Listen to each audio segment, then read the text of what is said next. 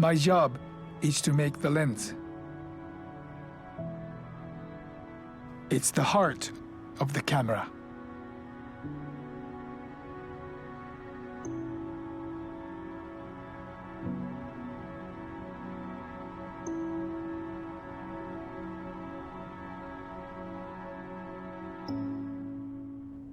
Do you take photographs? Well, I have a child, so I take lots of photographs of her. Are there any old pictures of you that mean a lot? Yes, I think it was probably taken when I was in kindergarten. I was in front of the gate pole at my neighbor's house that looks like a fence. My feet got stuck between the fence, and I have a troubled expression. This photo captured that moment very well. Why are photos important? When I look at them later on, I begin to reminisce. I think that's very important for individuals and the society as well.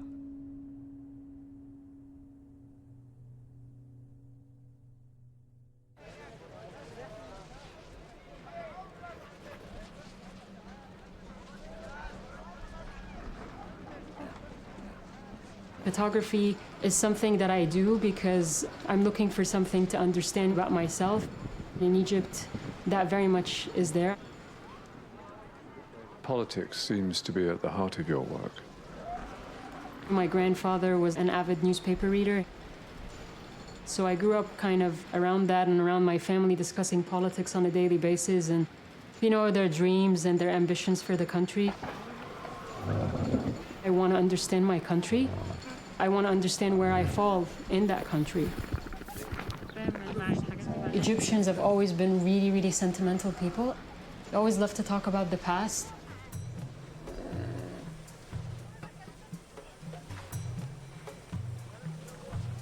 This is the essence of an idea that I'm trying to do now.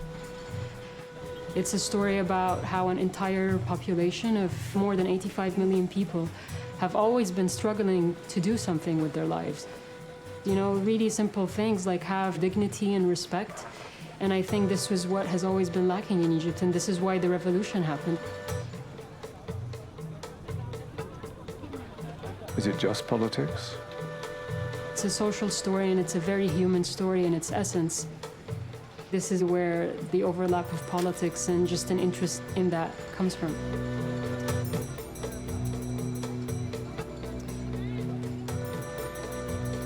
You seem to spend a lot of time away from the action, shooting faces. I want people in Egypt to see the people of Egypt. This is very important for me. This is what I really care about.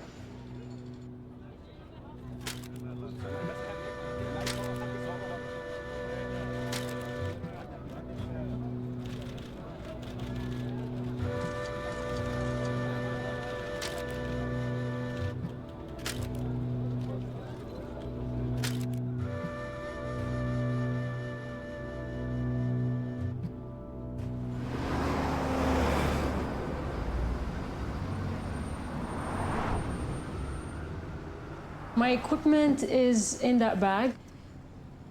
It's modest, but it gets the job done. So this is my living and working space. So pretty much, I kind of cook here and then I work here, and this is my magnetic wall where I do my editing. What I want to say is something about alienation and solitude and feelings of people trying to belong, and feelings of people that are abandoned by a government or a system, and broken dreams after the revolution. It's about families who lost somebody that was killed or shot by police.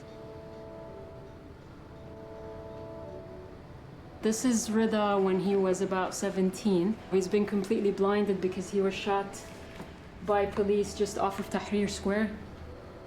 All he remembers is that he looked up and he saw a police officer and suddenly he was thrust backwards. He hasn't seen anything since. He's 19 and pretty young, but he was engaged to be married and his life has completely changed now. She lost her son during the revolution and she was one of the people who were protesting outside the trial for Mubarak, hoping that she would see justice for her son's killers. How did you get into photography? I worked in America for about 3.5 years as a newspaper photographer, doing everything that you do. I was doing things that were not very newspapery. I didn't know I was pushing it, but my photo editor would say, Laura, the readers are not going to understand your pictures. People don't get this. This is not what the work is about. So I eventually quit because I felt like I wanted to just explore what else I could do visually, and I didn't really like being told what to do and how to do it. What do you look for in a picture? Really, with my work, I think emotion is very, very important. Where I'm looking for things that move me, and hopefully when people look at them, they can be moved by it as well. I started doing a project when I came to London that was basically just street photography, and it was really sort of therapy for me. When I come to London, I can completely just disappear, and I really like that. I like the fact that you can be free, and yeah, it really totally keeps me balanced. What's your relationship with your camera? My relationship with my camera, this is a good question because I don't really think about it much, but I think my camera is my companion in a way. My camera allows me, it gives me the excuse to go to places that I may not go to if I didn't have my camera. So it's a really intimate, important relationship for me. I even sometimes protect it more than maybe I protect myself. Do you plan out your work? I spend a lot of time on individual situations, like I might find a street corner or a particular situation where I stay for an hour, 2 hours, 3 hours, however, it develops.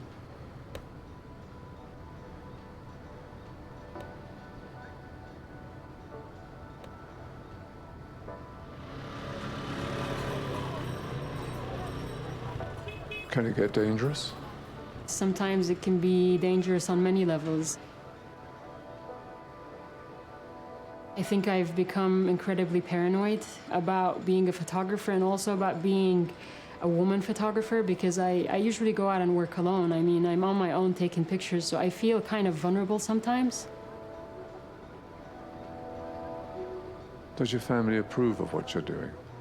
They didn't, because this idea of a girl walking around with a camera, through the streets of Egypt was kind of a bit weird. So there was that pressure of why don't you just do a normal job, have some money, have that peace of mind.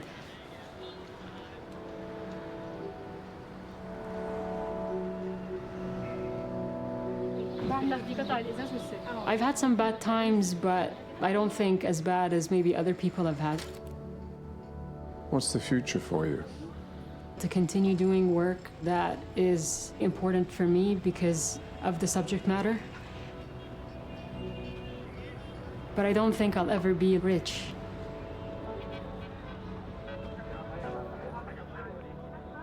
It's important to have people around me that really believe in what I'm doing. And recently my parents have been that, and it's made really tremendous difference for me. When they see pictures and they're like, Laura, we're really proud of you. I mean, this is really, for me, this is really good to have the support of my family.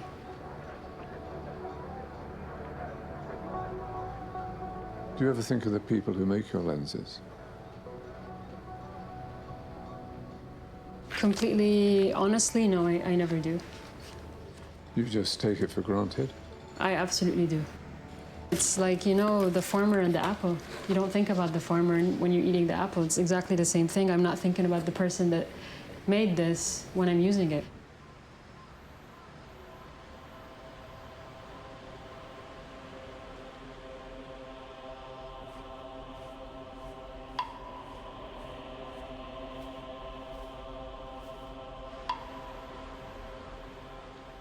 Japan was formative for me.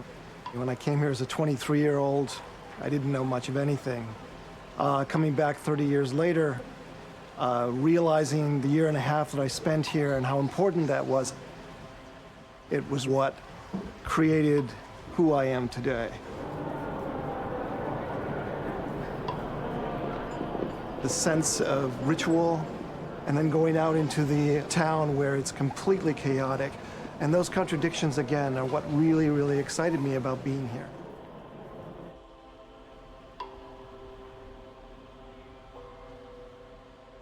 What is special for me is this is one of the few rock gardens, a suiseki garden, which means a dry garden, in this part of Japan. These 8 rocks in this garden represent 8 gods. It's a paradise garden. Shake translates as borrowing scenery. So at one time, the scenery that was being borrowed here was probably that hillside, that cliffside. Here we have a prefab school that's been built right outside of the grounds of this very contemplative space. Contemporary, the ancient, they all work together, and I'm interested in that. I'm interested in juxtaposition, I'm interested in artifice. And that's carried through with my work for 30 years. The Japanese sense of architecture, Japanese sense of space, is something that's always interested me. And it's the reason I came here.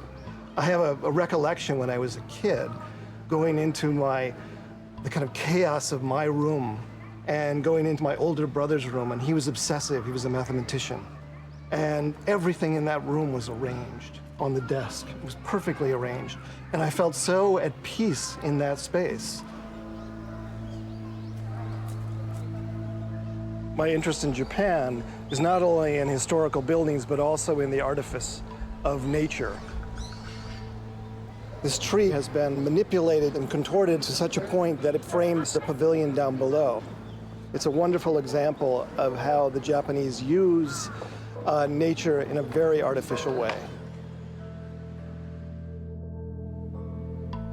My dioramas are very similar in terms of working with the animals when they're in deep storage. I had access to the Smithsonian archives, and they have all of these taxidermied animals in these crates. It's the whole idea of going out into nature, killing these animals, bringing them back into this human realm, and for display purposes, reanimating them. And that is a very interesting idea. I mean, it's perverse, but it's wonderful in its perversity.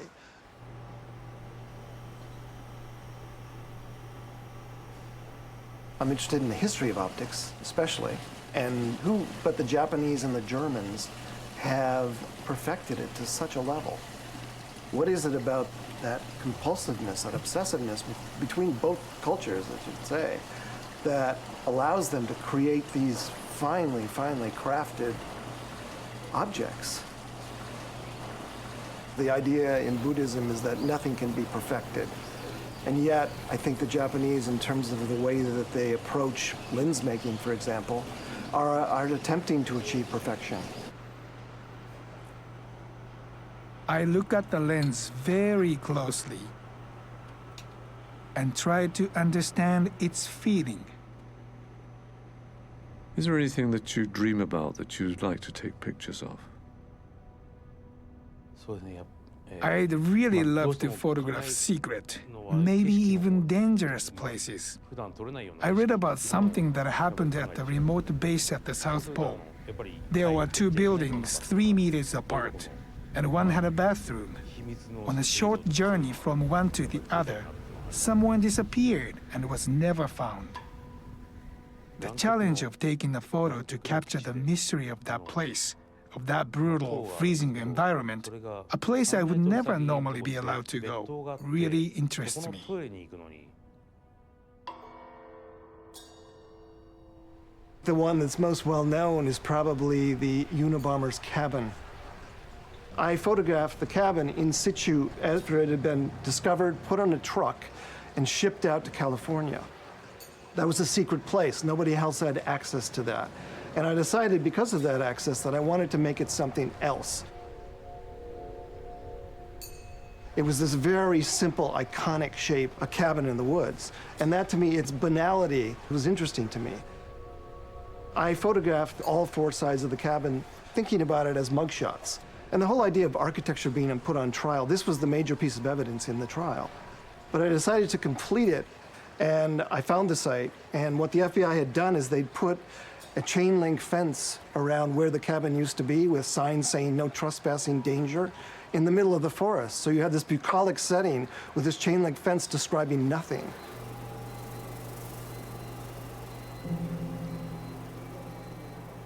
Is there anything else you'd like to have a go at? If I had the chance, I wouldn't mind being an actor. And who would you like to play? Ultraman. I haven't grown up yet.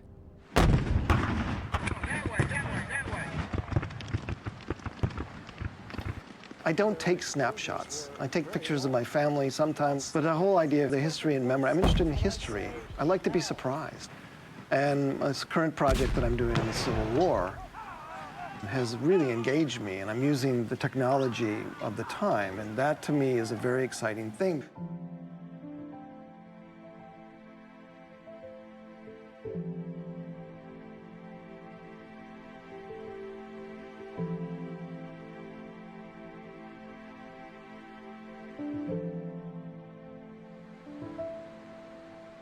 A lot of my work starts out in a documentary place, but then it goes someplace else. And when that works, when a viewer comes to it and thinks, this is something I don't understand, and spends time with it to try and understand it, then an image for me is working.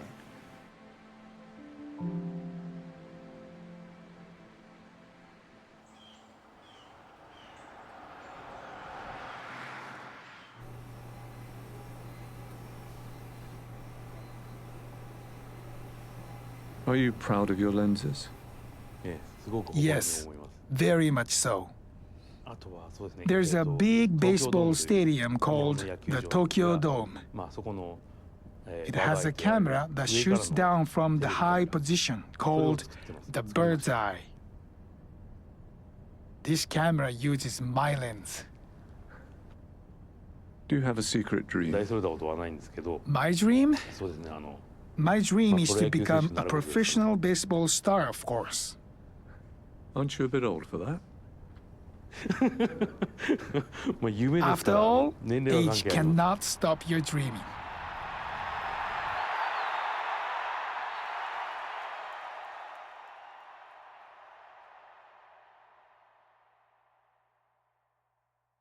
When I first started, and it was obviously the desire to go to all the big events. So I've done the big events. World Cups, soccer, which is probably my favorite, the Olympics, winter and summer. And then it just goes downhill from there. So now it's more the photography. The photography is it's a driving aspect for me now.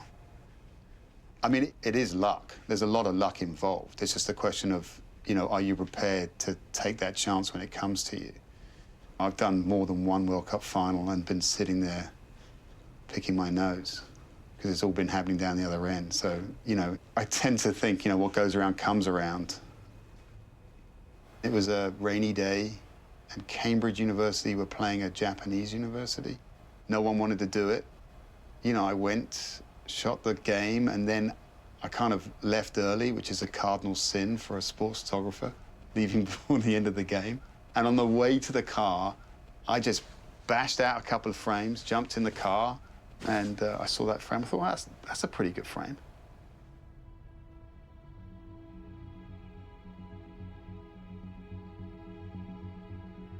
When you're photographing something that's going to happen for a fraction of a second, there's no luxury to redo it. I think what skiing is a particular challenge because you end up having to ski the course which is designed for the athletes. You ski it because you can get to see all the positions. You can look at where you think the action photograph will come from. It's all about preparation. If you're not prepared, then you're going to get caught out or, you're going to make a mistake because you didn't have the right lens with you. I've been working for over 34 years. I am an advanced design lens manager, and I oversee a group of people designing the latest lenses. I like most sport, but I like soccer best. I started playing when I was quite small.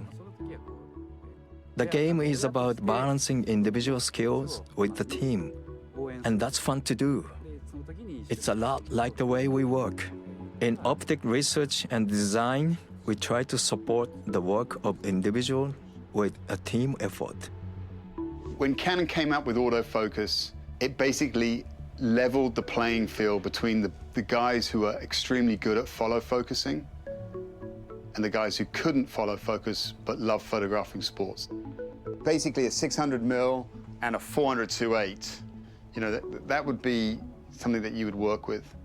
For professional use, the big, long lenses should be both as lightweight and durable as possible. They need constant updating. You know, these lenses, it's good, actually, very shortly I'll just be able to do this, you know? I don't have to go to the gym anymore, you know? It's tricky because reducing weight and making it stronger are opposite. How to resolve this is a big deal, but it's a challenge I enjoy. You know, now I could just ponce around with this little baby, which gives me another 10 years, or gives my spine another 10 years. This, for me, is a kind of a new toy to use and adapt to the way I'm shooting. You know, it's a zoom lens. That means I have an incredible range. I can go from a 200mm lens to an almost 600mm lens. It makes coffee, and the latte is not so good, so maybe those lens meisters can sort out the latte function on this thing, but it does a lot. I did the fine-tuning on autofocus and the image stabilizing system used in sports like football, baseball, and motorsports. I like pictures that have good focus, but also can catch both the movement of the athletes and the facial expressions. That's the best. When people started using digital cameras, there was no cost limit to how many pictures you could take. You could take as many as you like. That gives me the freedom to go with an idea and just try and work it till I thought I got it exact. How many frames did you shoot to get this one? You know, I shot a lot of images. Oh man, I don't know, 1,200, 2,000 images. You know, the beauty of working for someone like Sports Illustrated, they're looking for great photographs. They're not necessarily looking for man crossing line every time.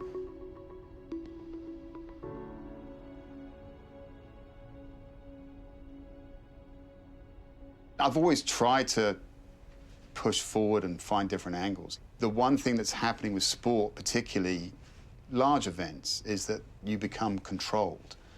So you're only allowed to go to one pen. You want to go up high.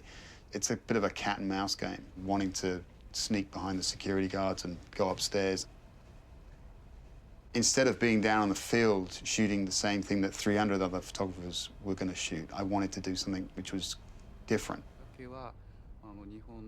The reason why I started taking photographs was because I was deeply inspired by the famous Japanese photographer Ken Damon.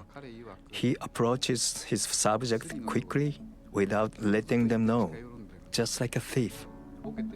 Even the blurry or out of focus picture was better if it captured the emotion on the face. When you're doing a portrait of somebody, you're in complete control of the scene and how you're going to photograph them. It's a very different dynamic.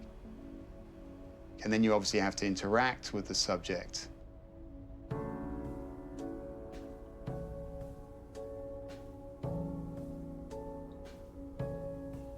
Michael Phelps I had a reasonable relationship with. And I was always explaining to him what I wanted to do, and he was very up for the ideas that I had in mind. I don't get up at 4 in the morning and swim for 3 hours and then sleep for the rest of the day. You know, I read the newspaper, I walk the dog. You know, these guys aren't doing any of that. They're just focused 100% on trying to be the best. Sport is all about winning and losing. So one of the most important thing a sports photographer does is get the sense of that in the face and body language of the athlete. Winning is what everybody wants to see. But I mean, losing, I think, is probably a bigger life lesson. And in sport, it's black and white, you know. And dealing with losing is a very interesting subject, I think. Sport also bonds generations. I can talk to my young workers about it. It helps stimulate conversation and makes for better communication. Is there a future in still photography? People still ride horses. They just don't use them to get down I-95 now, you know? So there will be a space for photography. The industry changes. It's changed rapidly in the short time that I've been around and involved in it. Experience is something that I now use heavily to persuade people to employ me. All the new toys help you. They don't take the photograph for you yet, but they definitely help you capture an image. I never stopped learning, especially when we were working on a new project. Sometimes experience isn't enough, so I have to find a new way of thinking. The young are quick to embrace new ideas, so I have to work to keep up with them.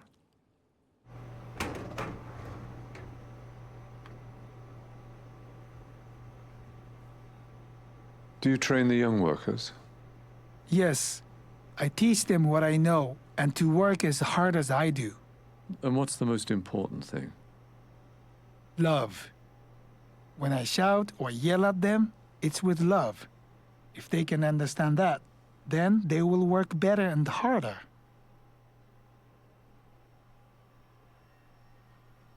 When I first started, I was an operator in manufacturing, learning the basics of the camera. Now, I'm an assistant leader of the team. I specialize in lenses for television cameras. To learn communication skills with coworkers. That was the most important thing that I ever learned. When things get difficult, always remember that other people, as well as you, are trying to do their best. Technical skills are one thing, but the emotional support is important in work and in life.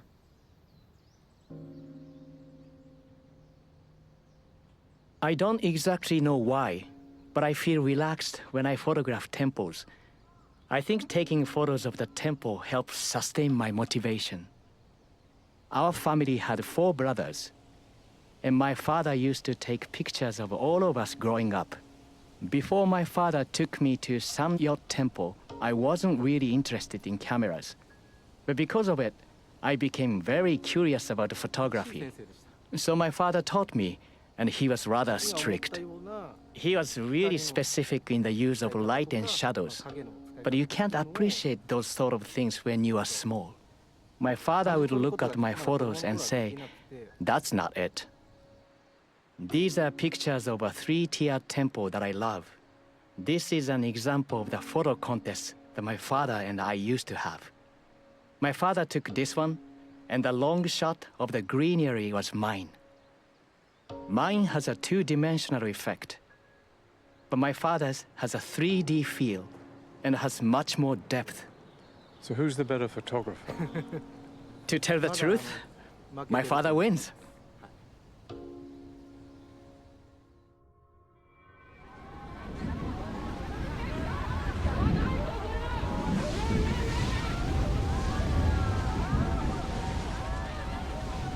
Why are photographs important? On 3/11, when we had this devastating tsunami, the images in papers and on television burned the reality of it all into my mind. My grandmother lives in Miyagi Prefecture, which is near the epicenter. I couldn't get in touch with her for a week, and we didn't know whether she was still alive. But the photos gave us a lot of information until we found her safe.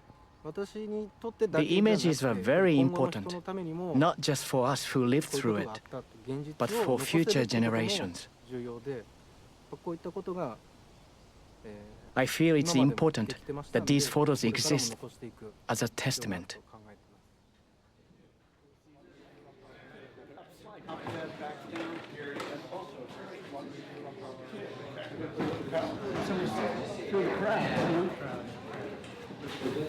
Looked like a semaphore for a minute. Okay, thank you. All right, just open it up slightly. I was working when I was like 17, 18, and I got some jobs at Shepperton Studios as a special stills photographer. I just liked the family feeling on set, and I went to film school. At film school, there were a couple of fellow students who went on to make movies. And I came in on their coattails. So. My real break was this sort of anthropological documentary in Peru, which was so dangerous. The director was hospitalized. He nearly died.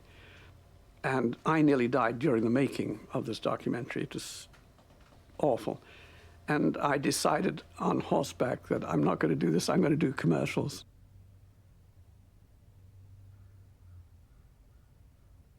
I met Brian Gibson, who's an old colleague of yours. Yeah.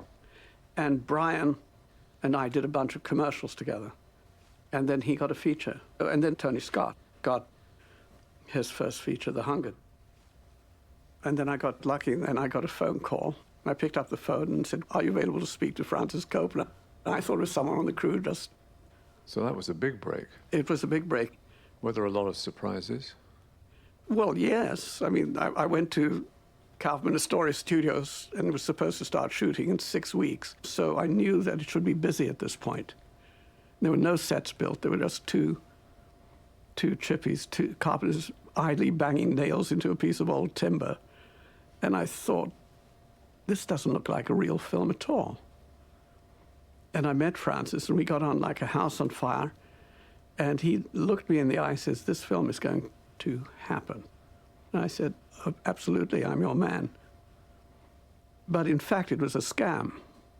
And all the people involved in the film had written their own contracts that they'd be paid off for enormous sums of money if the film didn't go.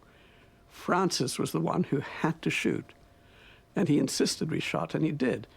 And so on the first day, when one of the actors didn't turn up because he had script approval and there was no script, Francis said, "Well, we'll shoot everything from his point of view. And then when we get him, we'll do the reverse." So that's how we started. And did you think that was the norm? I knew it wasn't the norm, but I thought it was a good way to get going. So I just went with it. I thought, well, let's shoot it that way. I mean, this guy's much better than I am, Mr. Coppola, so he liked that attitude. So you really learned the business by the seat of your pants? Totally. They will see this. See this. What are you looking for when you choose material? Well, I mean, I've done those big films where it's actually complete rubbish and you're only doing it for the money. And it made me very unhappy indeed.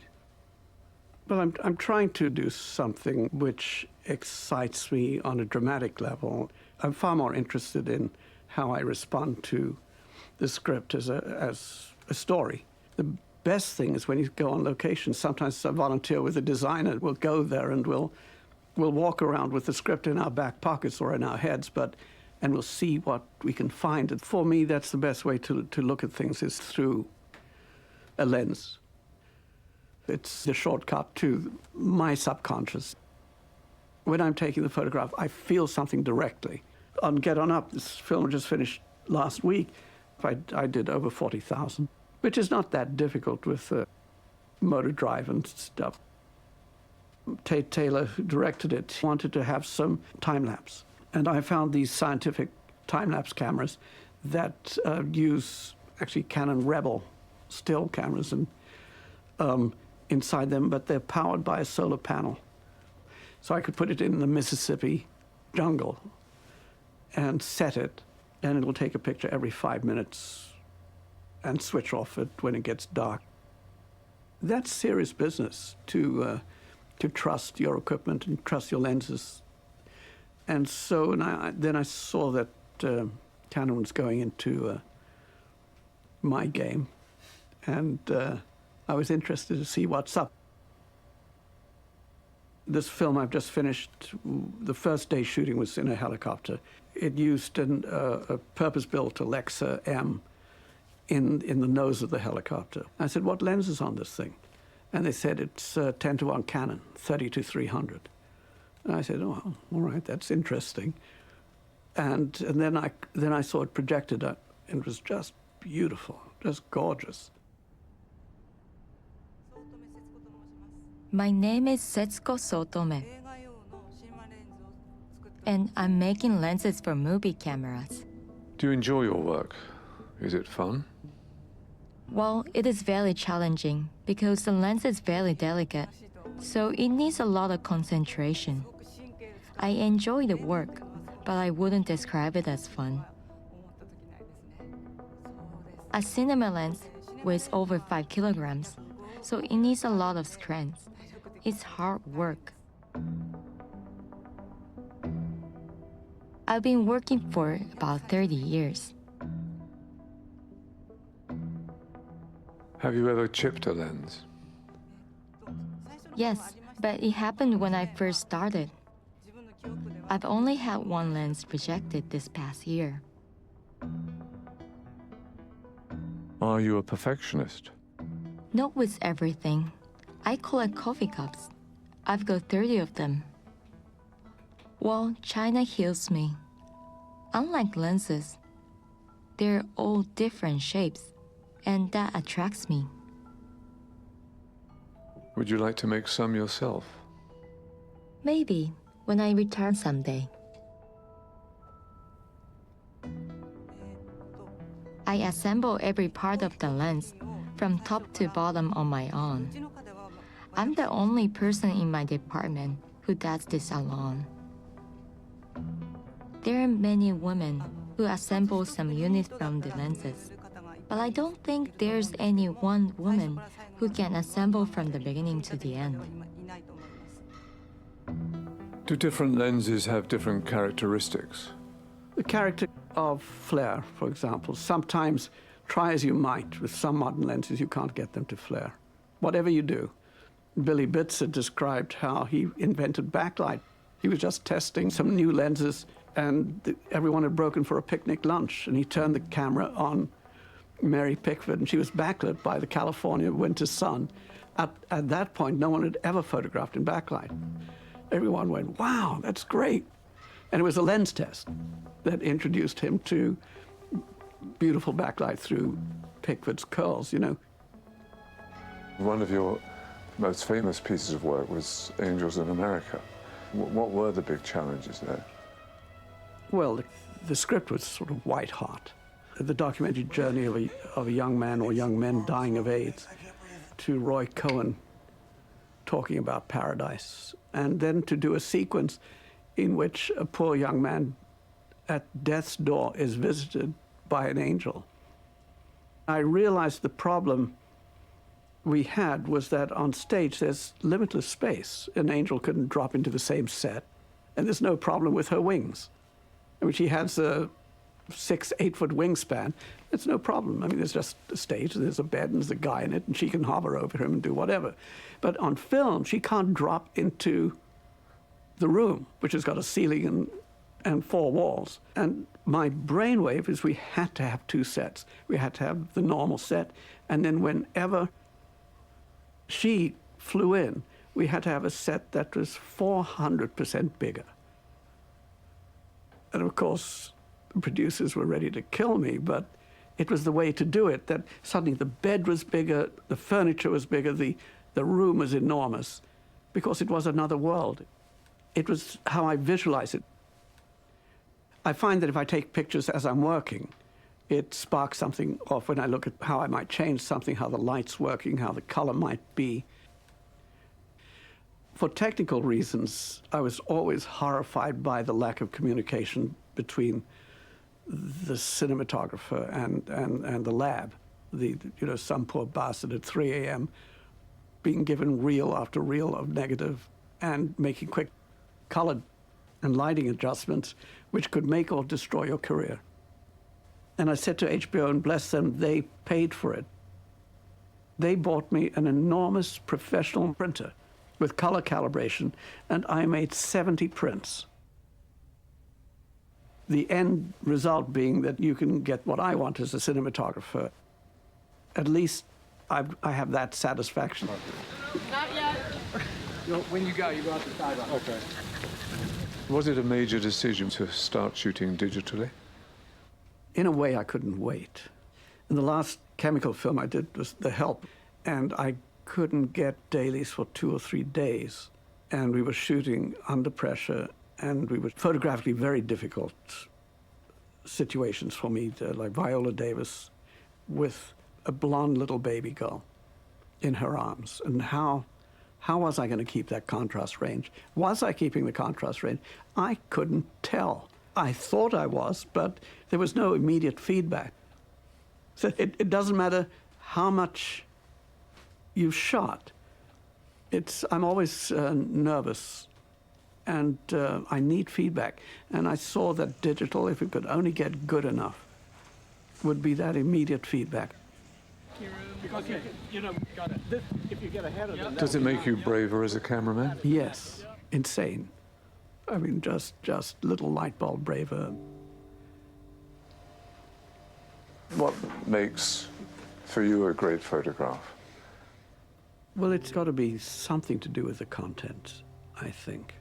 Even if it's a photograph in which you don't understand the context, there's something about the human face or body that can be so beautiful or so striking or so mysterious, or the light. There's something that just captures you. What have been your inspirations in your working life? Truffaut. That's the sort of film that I have to just see again and again. Photographer after photographer. People who make extraordinary from the very ordinary. And you see such beauty, not because it's manufactured, but because somehow they see it and nobody else does. So did you bring any photos that have good memories for you? Well, not so much for the memory, but I brought photos of my cats. I like this one very much. It was taken right after he was groomed and had his hair cut. My father used to like animals very much, especially cats. Is your father still alive? No, my father died of cancer 15 years ago. I don't have any picture of him in his later years. So yes, it hurts me that we didn't get to go to more places and take more pictures together. As a reminder, I keep his hat and give a glass of water to it every day. And my cats drink from it. I think my father's spirit is giving water to the cats. Is that why you take pictures of your cats? Yes, I think so. You told me you'd never seen the lenses you've assembled being used, so what does it feel like? I've assembled over 100 of these, so I thought maybe I'll be tired of seeing them. But when I see it as a finished product in use, I think it's very cool.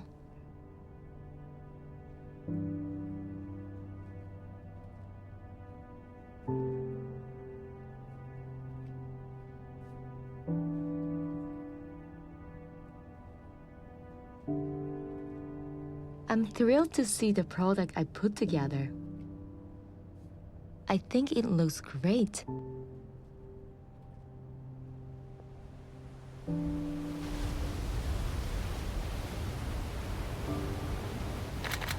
Now we're doing better. Come back a little bit more. There you go. Now let me see here. My handsome assistant, as you put it. There you go. Yes, straight. Well, the most important thing is communication in my photography, and so I try to basically involve the talent in my vision and share every moment. We'll get your chin up. Now let me see here.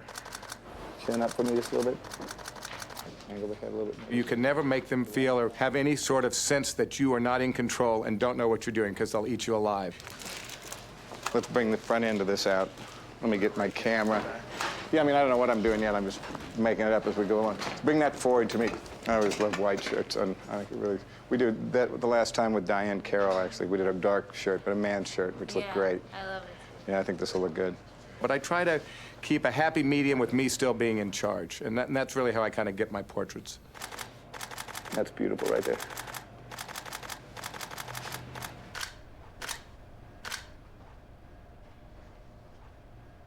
Just a little bit. Yeah.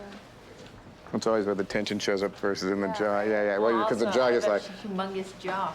No, I think you got a great jaw. Your face is perfect. It's the kind of jaw that's an easy jaw to light. I mean, you know, for a DP or somebody, it's perfect. It can be a big jaw, but it's an easy one to just cut.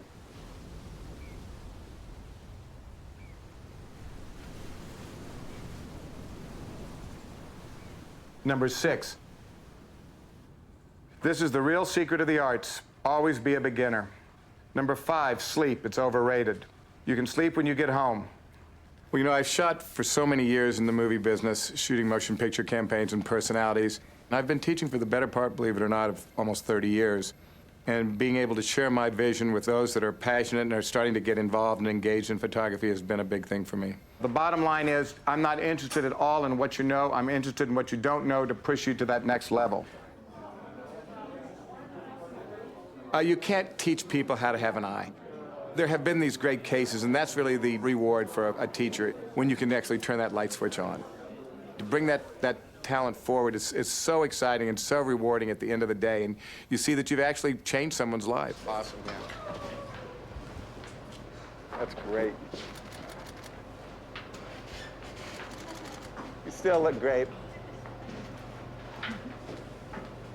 Working your lips for me. Real strong, right down the barrel of the lens here. Yeah, that's better. Chin up just a tiny bit. In 1968, growing up in Kansas City, I borrowed a friend's camera. I said, I have third-row seats to see Jimi Hendrix in concert, and I want to take some pictures. And I shot 2 rolls of film back then, and the following morning processed the film in his basement-turned darkroom. And when I saw this image come up magically on this white piece of paper, I was totally hooked. In the early days, all my pictures were pretty interchangeable. The lights were like right over the camera. They all looked like postage stamps, so to say. It really wasn't until I started moving the light off the center of camera, my early shoot with Tom Waits, for example. And when I started creating a relationship between my harsh shadows and my strong highlights, I started seeing something that I found interesting. And I started saying, well, you know, I'm going to try that on my next shoot. And I started to pursue that. And then all of a sudden, it became part of my repertoire. For me, it was about having irreverent disregard for detail, shadow detail. I was never about the Kodak moment. I was really about shaping and forming a face with light and shadow. And that's how I kind of developed my style. Not bad for a 48-year-old, right? He's going to bring the gloves up, but we're going to go mainly just real dramatic light. This is still the executioner before the alien. This is history. It is history. I know. The executioner's retired. Executioner's. Yeah. Well, he's now the alien. Give him a kick in the dark eye there, Brian. Really good. Right down the lens. Angle the head just a little bit this way. Perfect. We live at an exciting time, and the overall picture of photography has changed so greatly from the early days. Better, yeah, stronger. After switching to digital, I pretty much know when I've got the picture, and that frees me up as an artist to maybe get out of my staid style and push myself a little bit further. There was a kid, there was a doorman at the hotel where I was staying that was a model with one of the agencies, and he knew who I was, and he was getting off work at 4 o'clock, and I said, you want to run uptown? I've got a camera to play with for a couple of hours. And I went up and I shot some pictures with just natural window light and a reflector. And I just couldn't believe how well digital sees light in low luminance. And it made me realize that this is obviously where everything is going. Film never was capable of making those captures. Good. Oh, those are great. That's fantastic, yeah. Mm-hmm. So that you see. Do the stare down. Do the stare down right now. Better, yeah. No wonder I've been beating these guys. I'd be scared. That's good. Let me see what we got. This will be pretty cool. We'll get this all oiled up and then sprayed. Does he bullshit you? Sometimes. Yeah, he bullshit you. He got to bullshit you to sort of kind you over to get to the next level. You're doing well, but he's still trying to get the best, you know, so he gets you to think that, you know, you're almost there. So that's the bullshit. He's a big bullshitter, and that's good. Really subtle. Really piercing eyes right through the lens. One of the great things about working with personalities is the opportunity to kind of realize their vision sometimes. One of the last times Michael called me and he said, you know, Greg, I have these pet tarantulas and they have just shed their skin. He said, I think they might be great for a shot. I don't know what we'll do, but can I bring the bodies? Because they're just like a shell, like a snake when it sheds its skin. And we actually ended up gaffers taping him to his forehead, and this became one of his iconic images later on in life. The stories and the memories that I have, the memoirs of all the years, you know, are extraordinary.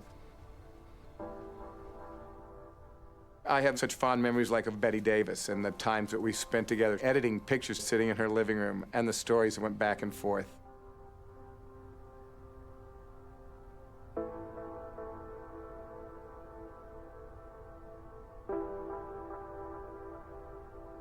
Share them with friends and all when we're together, funny little quips and stories, but it's something that I think is really between the talent and myself. The styles today have changed so greatly. They're much looser. They're much more of a casual nature, which was never what I did. So now let's open that shoulder up to me. There you go. And now bring your face out. And the 3/4 that come out this way just a little bit there. That's good. Now come into her. All the way. There you go. And you don't need to look at me. You can look off like here. There you go. Open your chest up to me even more. There you go. More. I think my work is very staged, very calculated, extremely orchestrated. It's really about fine-tuning, more like a painting, like a sculpture. And that's really the style that I developed, and that's what I became kind of known for. We'll get it chilled down in here. Let's just go outside for 5 minutes and freshen up. We'll come back in. We'll look at some videos for... I see more emotions from my teaching these days. 40 minutes. Does that sound okay? All right, great. Thank you all very much. On Friday night, which is the last day of my workshops, I put together a slideshow of 10 to 12 of each of the students' work. Seeing that on the big screen, you know, for the first time and looking at the work, then I get really emotional. And one of the things I always talk to my students about is they'd never think you've taken that successful picture. I know that every time I look at my work, I find something that could be improved, could be changed, could be challenged. And I think that's what keeps driving me. Once you're so confident that it's all going to be a perfect show and a home run, that's when you fail.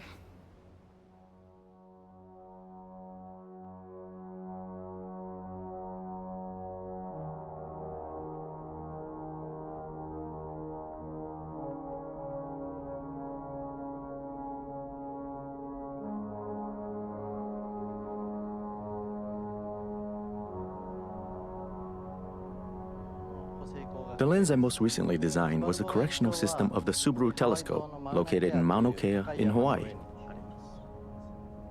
The primary mirror is 8 meters wide, and my lens corrects the light that the mirror absorbs.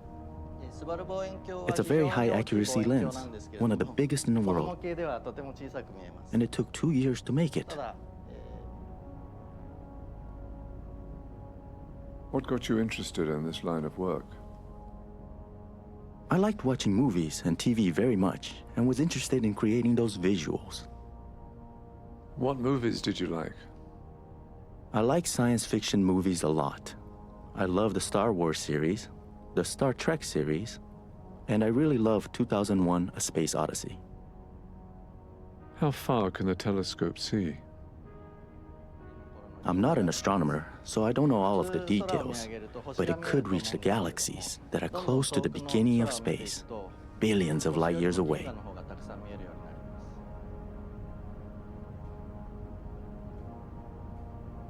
If you could take a photograph from anywhere, about anything, what would it be? I'd like to take photos of the Earth. I'd like to look down from a space station or a satellite. I think that'd be very beautiful. Do you think there's life out there? I think so. What kind of life do you think it is? Well, it's hard to imagine, but it could well look like us.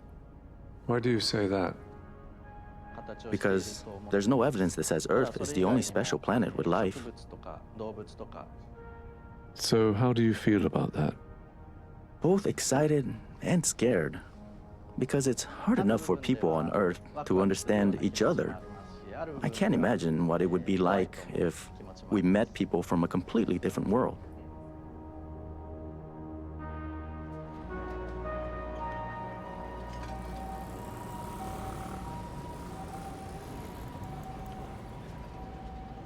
Looking back, is there anything in your career that you would have done differently? I don't know, I would have had more theory. I wouldn't maybe have detoured so much into the photojournalistic world and maybe stayed in the art world. But I'm very thankful for how things have worked out. I mean, it's been a fantastic journey. We live in a world where everybody's a photographer. Does that change the way you see your job? No, I think it's great that everybody's a photographer because it means that, you know, I actually know how to photograph. So my photographs should stand out. You know, you've got to use all the tricks of the trade. And then, of course, you do need to have the latest and greatest lenses if you're going to capture, you know, a guy flying through the air. It is down to the photographer, 100%. Is your craft hard work? At the end of the day, I'm beat. I just want to go home and lay down. It aches everywhere. Legs, back, knees, head, everywhere. Do you think you're getting too old for it? Maybe. I feel a lot older than I really am.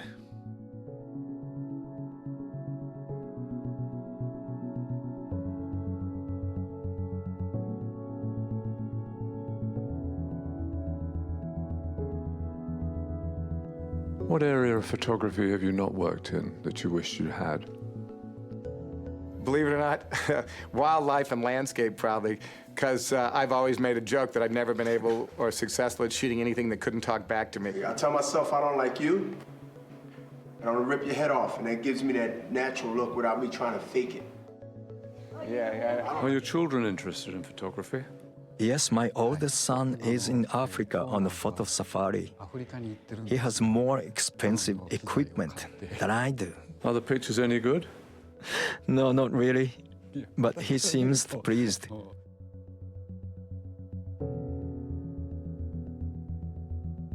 Can you imagine a life without a camera?